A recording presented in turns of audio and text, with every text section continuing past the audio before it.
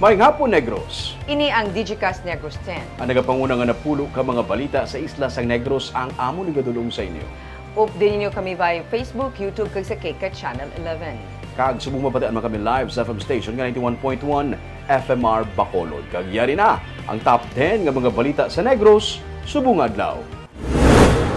Transport group sa Bacolod makigbahin sa transport strike, publiko ginabisuhan nga hindi magproblema. Foreigner, ginreklamo matapos badakpan nga nagapakaon sa hotdog nga may hilo sa mga layaw nga ido. Tanan nga mga empleyado sa Kapitolyo gipaydalom sa mandatory drug test. 7 ka tuig nga bata patay matapos makuryente sa park sang Cadiz City. Kag sa Good Vibes, isa ka tattoo artist nga taga-Hinubaan naghimo sang wall art bilang pagdumdum kay Kokoy Baldo. Tinatanan sa Digicast Negros 10. Sa number 10,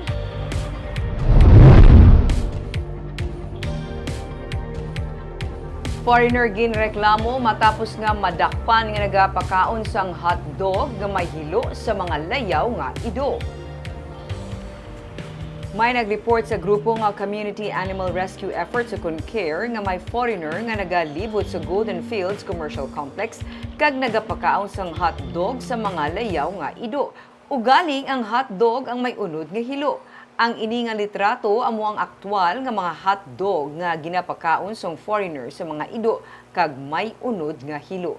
Sa pagkahibalo sang grupo nagatiner sa isa ka hotel sa amo nga area ang foreigner. Suno sa CARE, isa ka pagsupak sa Republic Act 8485 o kunang Animal Welfare Act ang ginahimo sa foreigner. Nagapanawagan man ang grupo sa mga commercial establishments sa area nga mahimo may CCTV video sa actual nga paghatag sang hilo sang foreigner sa mga ido nga mahimo makig-angot sa ila. Gin-schedule na ang ila pagatubangay sang Animal Welfare Group sa Biyernes sa Barangay Hall sang Singkang Airport para sa hearing. Dugang pa sang CARE nga kapon ang solusyon sa mga layaw nga ido kag indi lason.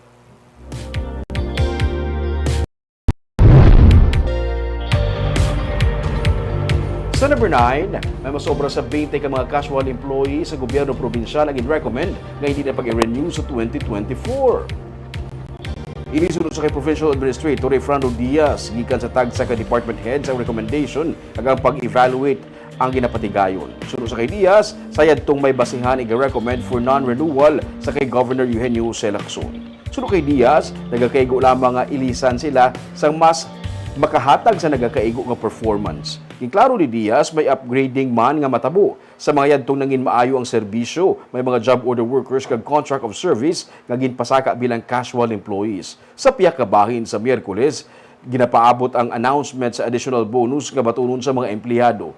Ginaprocess naman ang budget para sa Productivity Enhancement Incentive nga tig 5,000 pesos. Kadungan ang announcement sa Lights On ceremony, santo man sa birthday ni Governor Eugenio C. Lacson.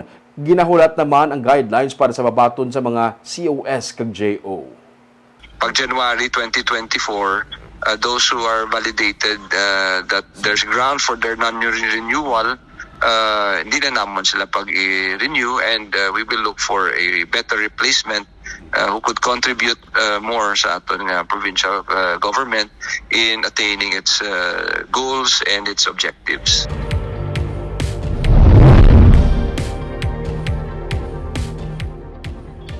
Sa number 8, hagna nga magapabaskog pa sang tikang sa pag-amlig sang baybay ang ginapaabot maaprubahan sa Kongreso.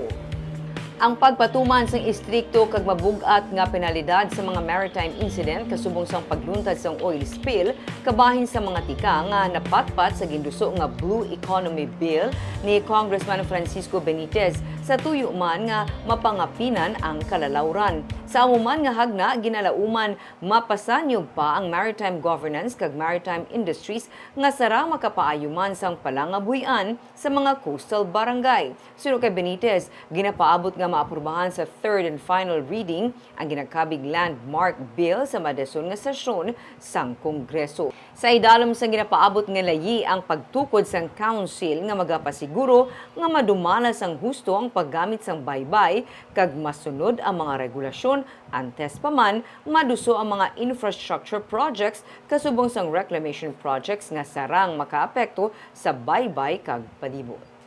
The desire is for even a process by which our coastal areas are zoned, right? So, do we have a zone for development of a specific kind? Do we have a zone for protected areas?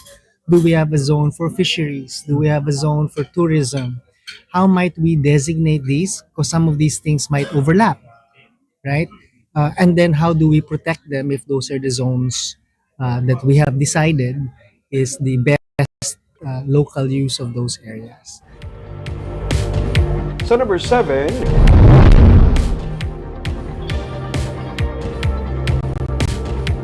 dumilian na sa syudad ang pagbaligya na nakipedari ang ukay-ukay sa palibot sa Bacolod Public Plaza. Sa malusod nga tuig, gini na pagtugutan sa syudad ang pagtukod sa mga baligyaan ilabi na sa mga ukay-ukay sa palibot sa Bacolod Public Plaza. Magasugilanon man si Mayor Abdi Benitez sa pamunuan sa Diocese of Bacolod nga nagapanag-iya sang lot property sa kilid sang Dalan Rizal nga parte sang plaza agud mauntat na ang naandan nga pagpahanugot sa mga manugbaligya sa lugar. Plano sang alkalde nga patahumon pa ang Bacolod Public Plaza paagi sa pag-rehabilitate sang water fountain kag pagdugang sa mga integrated sound and lights system. Sunod kay Councilor Celia Flor, pamuno sa Committee on Markets and Slaughterhouse nga hindi naman kinahanglan pa sa ordinansa bangod sarang man ini nga mabalabagan sa konseho. Kutob Enero 6 sa pagbaligya sa mga ukay-ukay sa Bacolod Public Plaza.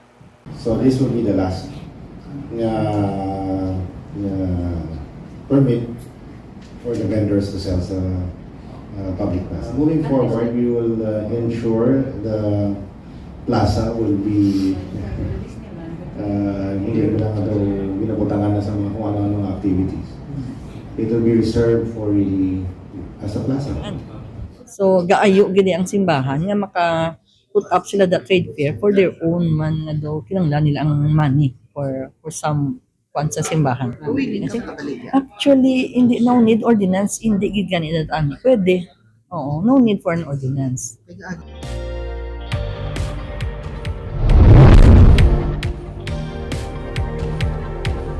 Sa number 6, motorcycle rider patay matapos makabunggo sa gutter sa Talisay City. Patay ang motorcycle rider sa aksidente sa Bacolod Silay Access Road sa Barangay Efegenio Lizares, syudad sa Talisay, Domingo sang aga. Ang biktima ginkilala kay Rami Tesoro, 47 anyos. Sunod kay Pulisa Staff Sergeant Rogen Guarino, ang traffic investigator sa Talisay City PNP, sakay si Tesoro sa iya motorsiklo padulong sa norte nga direksyon sa nadulaan sang kontrol ang driver sa manibela kag aksidente nga nagbunggo sa gutter. Ginhingagaw pa kuntani dala ang biktima sa Talisay City Health Office apang gindeklarar nga dead on arrival matapos nakaangkon sa malubha nga pilas sa ulo.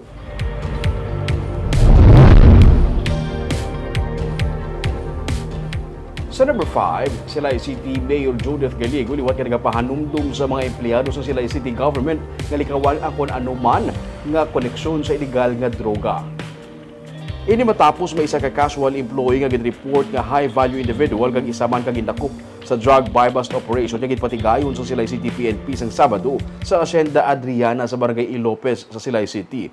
Subject sang buy-bust operation sunod sa kay Lieutenant Colonel Mark Daroca, ang hepe sang Silay PNP ang isa ka 26 anyos ka ginakabig street-level individual nga nabaklan sang 3,200 pesos nga balor sa illegal nga droga. Sunod kay Daroca, kalakip sa ilang gin-aresto ang anom ka iban pa nga nadakpa nagagamit sang illegal nga droga kag nagabisita sa drug den. 54,400 pesos ang balor sa illegal nga droga ang kabilugan nga na-recover sa operatiba. Sunod kay Gallego, iya pa nga ginpapatod as of press time ang employment status ang natungdan nga empleyado kasubong man kung ano gid nga kaso ang ginaatubang sini. Ginasulit ito ginapermi mag-flexion mo din nga ginaanong-bugit nga ginapamalupugit sa mga tanay ng mga government employees nga dapat iyarong gid nila ang ilang pamilya nga magpalayot sa illegal drugs mo kasi siyempre kung mag-involve nila ang ilang pamilya dalaig na tanan muna nga kung gina-discourage kita dapat hindi mag-infra sa droga.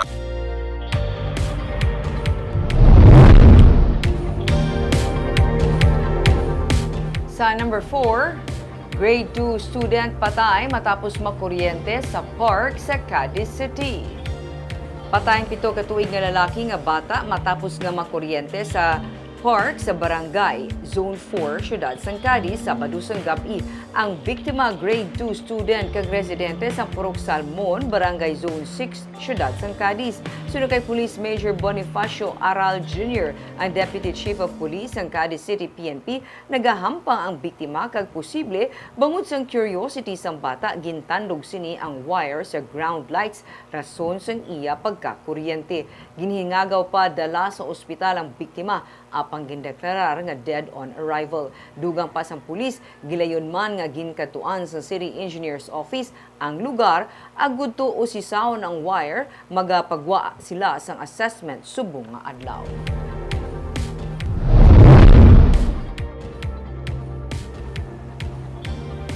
Sa number 3, Bacolod Coastal Road, isa sa mga priority projects ng Regional Development Council. Ang 17 kilometro nga Bacolod Coastal Tourism Road Project nga mag-aangot sa Barangay Banago pakadto sa Punta Taytay kabahin sa 10 priority projects nga naaprubahan sa Regional Development Council sa ila pagsinapol sa Macau. Ginsiling ni Mayor Alvin Benitez nga nagaserbe man nga chairperson sa RDC nga ila iga-submit ang endorsement sa Department of Budget and Management agud matigayon nga mapunduhan ang top 10 priority infrastructure projects sa rehiyon sa 2025. Ang Coastal Road amo ang ginaplano man nga mag-aangot sa ginadihon nga Coastal Expressway nga mag-aangot naman sa Victoria City pakadto sa igatukod nga Negros Guimaras Bridge project sa Banuas ang Pulupandan. Isa man ini sa anong ka mga priority projects sa syudad nga ginalauman maponduhan pinaagi sa private-public partnership. Number 2,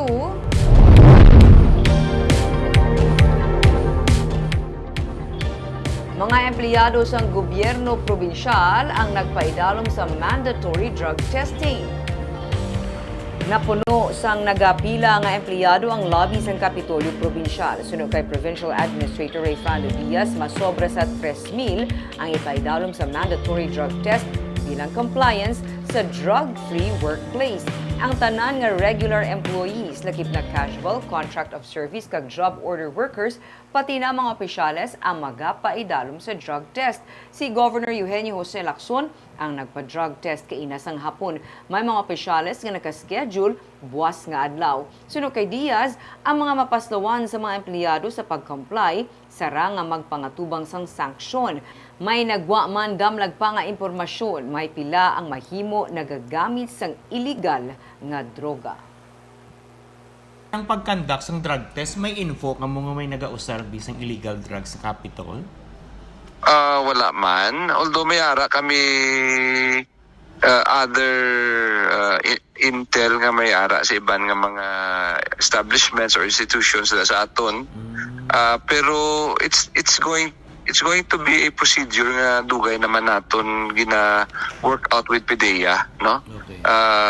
Part ni sa aton nga requirement sa DILG and dugay ta na ginaplanuhan nga implement, subong lang naton implement. Kaag sa numero 1 sa mga balita, subong adlaw.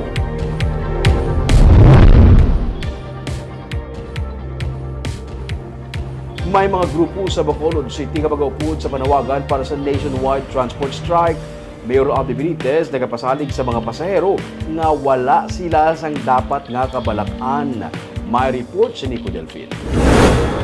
Ang katapos ang Bacolod Alliance of Commuters, Operators and Drivers o CONBACOD upod sa kilosang Mayo 1 ang pinalang sa mag-aupod sa pag-untat biyahe sa sining Huwebes kag Biyernes, December 14 kag 15. Kadungan ini sa panawagan sang transport group nga Piston para sa 2-day transport strike agud pamatukan ang natalana nga pag-phase out sa mga traditional jeepney sa tion man nga mag-expire na ang ila Extended Provisional Authority sa Disyembre 31. Pero sunod kay Mayor Alvin Benitez, wala sang dapat ikabalaka ang publiko bangod magluwas sa masobra 600 ka mga modernized jeepney nga magabiyahe sa syudad. Hindi man magupod ang iban nga grupo sang traditional jeepney operators sa strike. Transport strike won't paralyze public transport on Wednesday. That's what I'm saying. I don't think all of them will join. Amo nang ilang They cannot implement something that will affect the riding public. So kung hindi pa properly na-transition sa aton number of vehicles sa modernization program, hindi nila na-implement. Ang Secretary General sang Sentrong Samahan ng mga Chopper at Operators Negros o kon Estone nga si June Asis nagsiling nga masobra 1,500 sa ilang mga membro upod man sa katapos ang Federation of Bacolod City Drivers Association ang hindi magbuylog sa 2-day strike. Ara ya maideyahan na iya kiti ga kwan kami sa kay mayor gasalig kami 100% kay mayor nga nagpasalig gid siya sa amon nga buligan niya kami sa sining nga mga sitwasyon namon especially nga amon nga PA nga sa December 31 matapos na may mga meeting kami nga palabuton kay mayor sa ini nga network. Expect mo ma-extend, sir? Ara gid ara. Nagapati si Asis nga makahimo sang tikang ang syudad paagi sa alkalde nga matigayon sila sa gihapon nga makabiyahe kung mag-expire na ang ilang mga provisional authority. Nagapadayon man ang negosasyon sa tunga sang syudad kag mga transport group para matigayon ang pagtukod sang cooperative kag paggamit sang electric jeepneys para sa modernization program. Nico Delfin para sa DGCast Negros.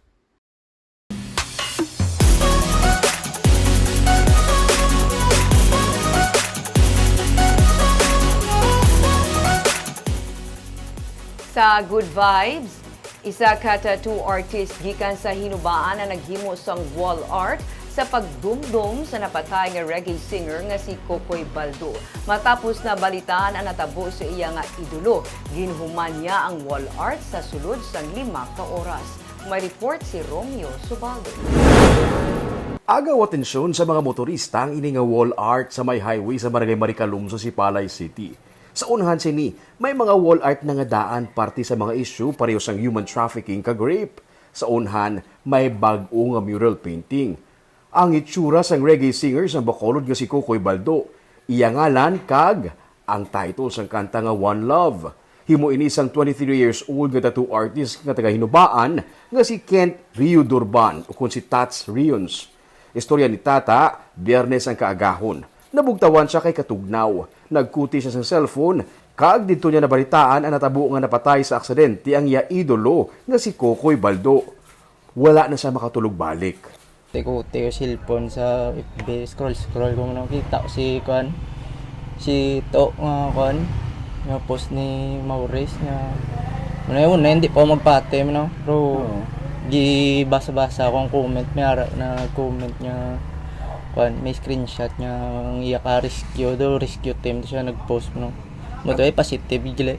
Nagpamarikalum siya sa Sipalay sa expression wall sa higad sang dalan. Ginpinta niya ang iyang tribute kay Kokoy Baldo sa sulod sang 5 ka oras. Ginsulay niya ang init para mahuman ini. Pagkasunod nga adlaw, Sabado, may mga nag-stop over na nga mga motorista para magpa-picture diri. Nagamotor man o kung nagasalakyan, nagapahigad makadali para magpa-picture sa wall art, Idol Manila kuno si Kokoy Baldo. Nabayan ko kayo siyempre, nakita ko na before sa Facebook kung pala, kalala ko, lagi na matamat na ni Sir. Kagina Braya? Oo. Siguro, mapuli ko, nabayan ko kay, may nakitapos na gali. Para kay Tata, diri niya narangin pautwas ang iya kasubo. Luyag niya nga bisan wala na si Kokoy, dumdumon siya sa gihapon sa iya nga mga fan kag supporters gani ginhimo niya ang wall art. Tungod sa kasubo dodra mo lang gidi pautwas blay mga mo kasubo sa natabo mo para man lang sa para sa tanana. Para sa iya mga taga-suporta kag mga fans man na para hindi man siya bala malipatan bala nga makuan gid siya matatak gid nga kuanya palangga gid siya sang tanan. Halin sa pagka-fan, nangin mag-abyan man sila ni Kokoy kay naka-opdanay sila sa surfing. Ginakabig niya nga magulang, tagahatag sang advice kag idolo ang napatay nga singer. Barb, grabe, bisan diin niya, may harap siya sa naga-idol kay Kokoy. May Sarah Geronimo, may artist ka from Hinubaan. Everywhere may harap siya naga-idolo sa iya. Nakilala gid siya bining sa iya nga talent. Pinasahi. Pinasahi gid yung talent. Kagabay ito mga balita sa Negros subong adlaw. Kay man sa panahon karon importante nga may hibalo ka sa nagakatabo sa imo nga paligid. Pero dapat balanse kag eksakto ang mga impormasyon. Padayon kami nga magapangalagad sa Negrosano. Ako si Barbara Mijares. Tugtub sa buwas ako naman si Romeo Subaldo, mayong hapon.